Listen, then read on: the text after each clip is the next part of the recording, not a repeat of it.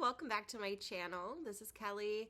I wanted to talk about an important topic, getting into what it's like to organize and declutter and keep up with the house whenever you're working with some sort of mobility issues or health issues, especially ones that aren't really visible. So about, January of 2019, I was in an accident and a lot has changed since then. And so in one of my videos, I had mentioned that I tend to get anxious in stores, especially with fluorescent lighting. So lighting is a big thing for me now. Sound is a big thing for me now. And having the energy to keep up with things is challenging at times. From my accident, I lost my short-term memory, and it took about a year to resolve that as best as I could, really. So I do still have some cognitive issues, and if I get really overwhelmed or stressed out, I will stutter or stumble over my words, or I will switch letters. So for example, my kids make fun of I tried to say hose nozzle and I said nose hosel. So it's things like that. And so it's frustrating because my memory, I always relied very heavily on it. I could remember where something was exactly and I could describe it perfectly, and that year things just became really challenging. And then another thing that had happened was the head injury threw my hormones out of balance, and so over the last 5 years I have gained about 45 pounds. And so being in a body I'm not familiar with while trying to maintain a home and be a mom and be present for my family, but also still be there to take care of myself has been really, really challenging. And so I started this business. I started it about around 13 years ago. And at first it was just a hobby, and it was something that I needed myself. So this is gonna be like, I guess, 2 stories in one. Actually, no, I'll save that for a different time because I really do want to focus on how to get started and how to stay motivated and on top of things whenever you have something that is an obstacle in your life, especially one that is not visible to other people. And so I'm going to keep this focused on my TBI and the health challenges after that. I know that a lot of people struggle silently with certain things, and I'm seeing a lot more adults being diagnosed with ADHD lately and anxiety and things like that, and so they are having some sort of answer for why they are feeling certain ways or struggling in certain ways. And so I think that this is a really important video, especially because a lot of my clients also have those same things that they're struggling with. And I will say that no matter the struggle that you're having, there are positives to it. There are uniquenesses to it. And so you can utilize what you're strong at to power through and make it so that those challenges aren't fully getting in your way. So let's just start at the beginning. So in 2019, I was parked on a side street. I had an SUV, and where I parked, there was a tree on the sidewalk, and it was blocking the passenger side door. I had my baby with me. He had just turned a year old, and I knew I couldn't open that door on the sidewalk side, so I had to open the door on the street side. Like I said, it was a side street, and it was in a nice little neighborhood that wasn't busy. And so I went onto the street side, I crossed the street, went to my vehicle, and I paid attention. I made sure there were no cars, nothing around. I didn't even hear any cars. And I opened the back door, and I pulled the door up against my back. so that it was not in the street and it was still in like the painted line of where I was parked. And I got my baby buckled halfway in at this point.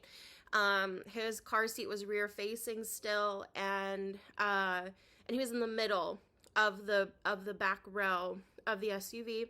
I was leaning in. I had my hand on him. I had just finished buckling one side of him, and I went to reach to buckle the other side. And as soon as I put my hand on his belly, before I could finish buckling him, I heard this really loud crashing sound, and I felt my entire SUV just rocking violently back and forth. It was like a rocking boat that hit really hard waves, and I felt debris just flying around me. And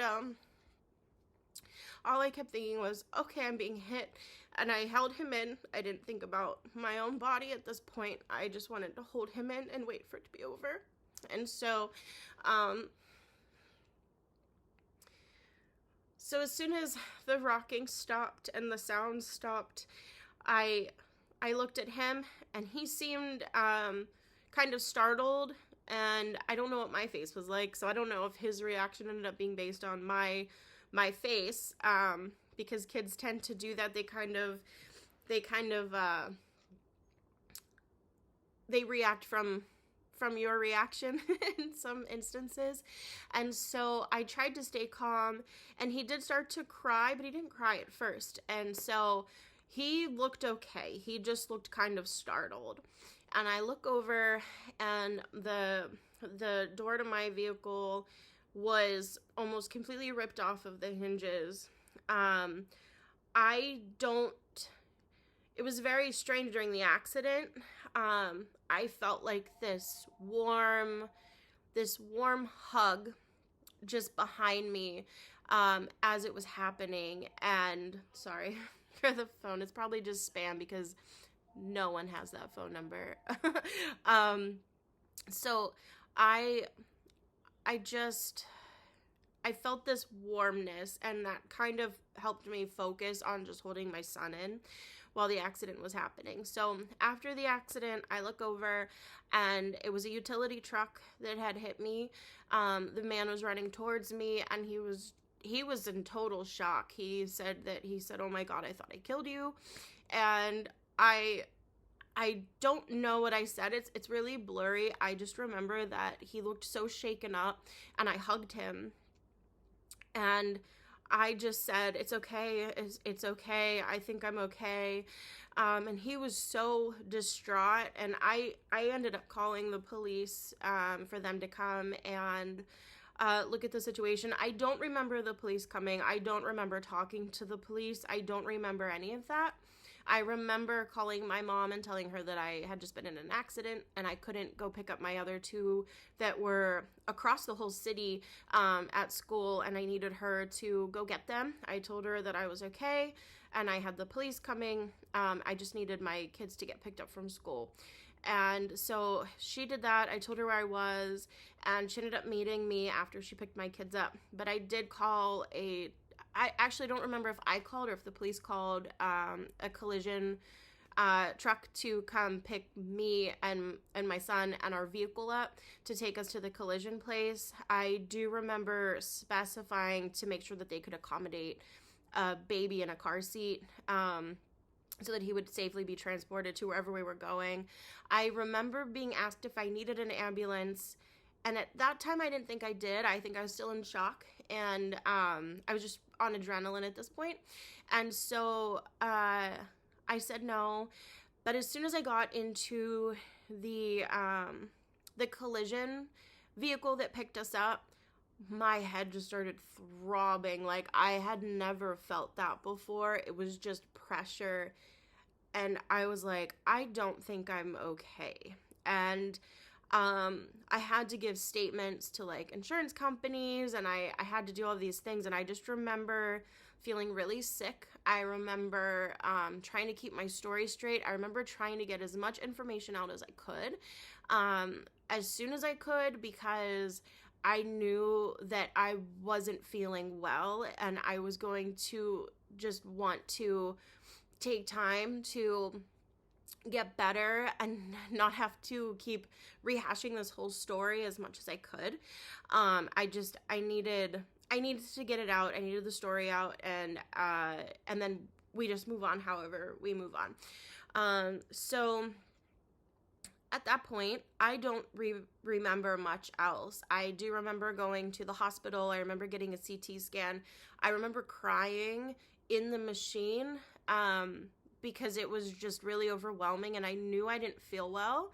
I was diagnosed with a severe traumatic brain injury, and then the start of symptoms and healing came. So my eyes were not moving the same. They were spaced, they were spread apart, and they couldn't move simultaneously. So anytime that I would look at a paper with writing on it, all of the letters and numbers would just like swirl together. So like I couldn't look at that. I couldn't look at screens. I had light sensitivity, hearing sensitivity. I couldn't remember anything, and it got really, really dark emotionally because I felt like I wasn't going to get better. I felt really down to the point where I didn't even tell people how down I was feeling and how scared I was and how I just did not want to be in my body anymore because I felt sick to lay down and I hurt to lay down. I felt sick and I hurt to sit. I felt sick and I hurt to stand. So no position was comfortable. I felt like I was literally on a rocking boat for months and I couldn't remember anything. My words weren't coming out the way I wanted them to. I didn't have an appetite for a few months, so I lost a good amount of weight. And then 3 months into my recovery, I started to crave fats because whenever you have a head injury, your brain is trying to recover and it needs healthy fats. It needs good fats. And so that was a good thing. I was able to start eating normally after the 3 months. And then I just slowly needed to get better cognitively. I was very lucky. Had this accident happened any sooner, my son and I both would have been hit. If it had happened any little bit after I shut that door, my son would have been alone with no mom. And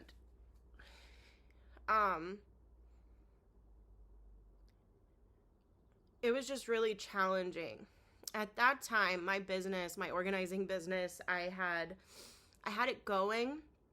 Because like I said, I started this business about 13 years ago, and this accident happened in 2019. So I did have, I had a building business, and I needed to take a break. And so whenever I did ease back into it, it was really hard because I would mix up what cleaners I was using. I would get really emotional. The part of my brain that was injured is very close to the part that controls your emotions. And so I would just cry for no reason. And I went back too soon, even though I thought I'd taken enough time off. And so it took some time to get back to as regulated as I could be. And like I said, if I'm overwhelmed or overstimulated or overstressed, I have issues that come back. It's like mind numbness. It feels like a heaviness and like a warmth. It's very strange. It almost feels like you're floating above yourself, like disassociation, but it's not that. Although it could be. I actually, now that I'm thinking about it, it probably could be. But my limbs and my face will tingle. I'll feel really uneasy. I had suffered from hypochondria and anxiety my whole life just because of situations from whenever I was young, with like losing family members and just different things that I just kind of held on to. But whenever I was hit, it was almost like shock therapy, and I don't get the hypochondria anymore. I haven't since that accident. I don't get panic attacks like I used to. The only thing that happens now is if I'm in fluorescent lighting or I'm overstimulated, I'll get that anxiety feeling, but as soon as I'm out of the situation, it stops. It's not like a full-on panic attack like I had from the time I was 7 until that accident. So now we're getting into a couple of years ago, I started to gain a significant amount of weight. My when I had my accident, my baby had just turned 1, but prior to that, right after I had him, I tore an abdominal muscle and I had diastasis recti, and so my whole core was just like garbage. And then I had this accident, and so I couldn't exercise.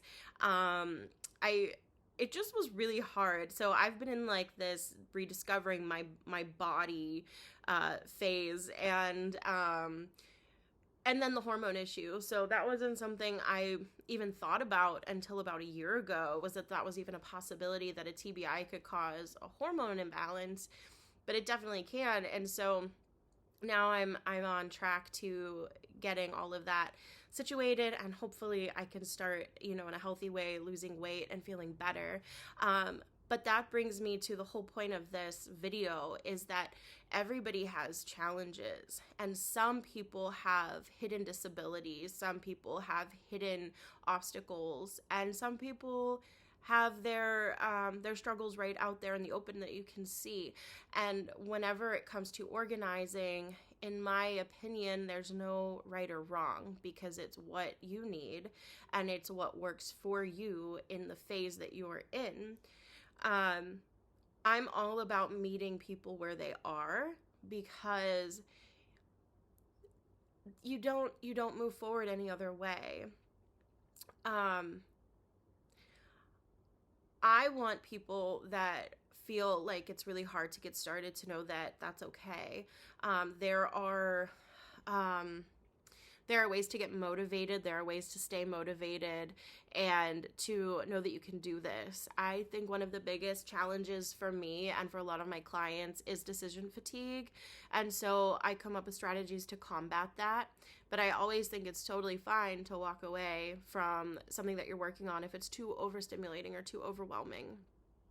Hang on one second. I wanted to grab my phone because I had taken notes on things that I wanted to say to you.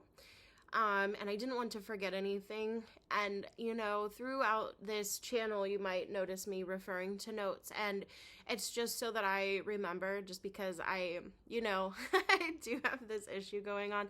I feel like I remember quite a bit, definitely more than the year that my accident happened. But I want you to know that regardless of your obstacles, you have everything within you to accomplish what you want to accomplish.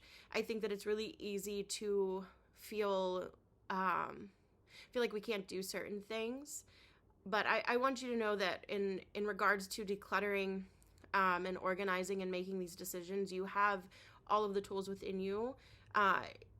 You're able to do this, but I want to hold your hand through it and give you some good tips and tricks, and just be there for you as you're going through this journey. I want you to know that it's a process. There are tricks to stay motivated and to not get discouraged. Being discouraged is a natural thing that happens during this type of stuff, because it can be really emotional to declutter. But I don't want it to become an overwhelming situation for you. And so that's where I implement things that are like a dopamine hit to keep you motivated, and then always take a break if you need to. There is no right or wrong to this. Let go of preconceived notions based on others' opinions. I feel like we all have different needs. We all have different homes. We all have different family dynamics. And because of that, you can't really watch one video and feel like you have all the answers to control the things in your home that you need to control. And so I want you to know there's no right or wrong. The right is simply what works for you. And the wrong would be taking advice that does not feel right for you and trying to make it fit. It's like trying to shove a puzzle piece in the wrong spot. it's not going to work, and you're not going to be able to complete anything whenever you do that. So, I tell my clients all the time, my home, the way that I set it up wouldn't work for them.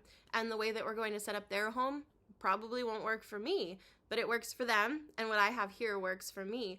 And so once I let go of all of the rules and what I thought I was supposed to do, and I set up my house to make it make sense for me, especially in my healing process and the way that, my kids were growing and just the way life was changing, it made a world of a difference. And so I want that for you. I want you to utilize your space the way that you need it in your phase of life that you're in. And then I also like to create spaces that can grow with the family. So it's not, that's just not how it's going to stay forever. It can stay that way as long as you need it. But if you need it to change, we can do that. Decluttering never ends. I think once you're okay with that fact, it's so much easier. Decluttering is an always. It will always be a thing. The difference is that it will just get easier and it almost becomes second nature. Sometimes it's actually kind of fun. It's kind of fun to find stuff to get rid of. I never thought I would say that. I was a hoarder. I do this now because I figured out a way to make things make sense for me. I allowed myself to feel all the things I was feeling. I dug deep to figure out why I was holding on. And that's going to be another video that I will record soon. But things get so much easier, and you'll be able to declutter quicker as you let yourself go through the motions. And so I have a system of what I start with to make it less stressful. And there are always ways to do this where it's more gentle and it doesn't feel pushed on you. You won't have regret. That's one of the bigger things too, is going through this process of decluttering and organizing whenever you have health challenges. But then if you also have hoarding tendencies, it can be really hard to get into the habit. But once you learn these tools and once you feel what it's like to be able to do this and do these methods and maintain your home and feel good about things, it alleviates a lot of the symptoms too. So I noticed that with my forgetfulness, I ended up holding on to more things because it was sparking memory for me. And I felt like if I get rid of this thing that I really don't care about, I'm going to forget the memory that it keeps triggering whenever I do look at it. And then it'll be lost. And I was brave and I did something really scary, and I got rid of a good amount of those items, and I started remembering more. And it makes me emotional because had I done it sooner, I feel like I would have healed quicker. Now you can always take pictures. You don't have to fully get rid of something completely and not have any little bit of spark of memory. You can take pictures of things. If a family member might want it, you can give it to them. But don't let the I don't want to forget the memory of this be the thing that's holding you stuck in that place. It's a challenge, it's a process, and it's hard at times. It's not always easy. There are things that get easier, but there are also things that get more difficult, and it's okay. We're all here in this life, and I think we're here to help each other. And whenever we have experiences that we grow from, you should be growing from all experiences, but sometimes it's hard to find lessons. I'm the type that likes to find the lessons in every situation. And I became a professional organizer because I needed that in my life. I needed one, so I became one. And it ended up working out for me. And I knew that if I could pull myself out, I could help other people. And that's why I'm here. And when I had my accident, it made me understand my clients that had health challenges so much more. I was able to help them utilize their spaces to make it make sense for them and to help them on their healing journey so that life wasn't as stressful and chaotic because their home was supporting them instead of making things harder for them. So I thank you for listening. I really want this community to be a community. I want it to grow. I want to hear from you. I want to know about you. And everything that I do is real here. I'm not going to pretend like things are, perfect all the time because they're not. I will show you how whenever I style a space, I'll show you the pretty picture, but then I will show you what it looks like behind me and the stuff that I have to clean up afterwards to get that space to look like that. I will show you all of those behind the scene things. I'll show you the hard parts of decluttering as someone with hoarding tendencies. I'll show you the hard part of getting up whenever I don't feel well enough and pushing through and throwing a load of laundry. And all of these things are just part of my everyday. And so I have to do things to make myself feel well enough so that I can maintain and do all of these things for other people. A lot of my business was all in person. I had my accident, and then 2020 happened, and so I actually felt extra isolated because I had been isolated for a year prior to that. And so I, coming out of it, I was like, a lot more people are interested in virtual. And whenever I started working with people virtually, it was so eye-opening because I was able to reach so many more people, and because they were hands-on with their items, their tendencies changed, and they were able to maintain so much more than if I were to go in and touch the items for them and organize strictly for them. So they were more hands-on. I helped them through it, and it was a very gentle process, not always easy, but they didn't have regret at the end of it. They felt like they had support and they had the right tools to continue. And so it's been really cool to grow this business more virtually. I do still have some in-person clients, but majority is virtual. I do one-on-one sessions, and then I do group sessions, and it's limited to 10 per group because I want to be able to be there as a good support for everybody. So I wanted to thank you for listening. If you have a health issue, I thought I had POTS for a while. I was actually recently diagnosed with subclinical hyperthyroidism. So that was weird, but it's from my pituitary gland is the issue. So working on all of that, but it's been challenging. It's hard to relearn a body that you thought you knew your whole life. It's very different. So I'm with you. I am here for you, and I look forward to meeting all of you. And if you feel like decluttering, organizing, home styling, anything that I'm offering is something that interests you or a friend, please feel free to subscribe and share my channel. It will be growing. I'm learning how to do all of this, how to edit and upload and do all of that. And so I'm kind of hyper fixated on it now. And so it's just been like constantly playing around with stuff all day as I move through my day. So I'm happy to be here, and I'm happy to help you, and I will see you on the next one.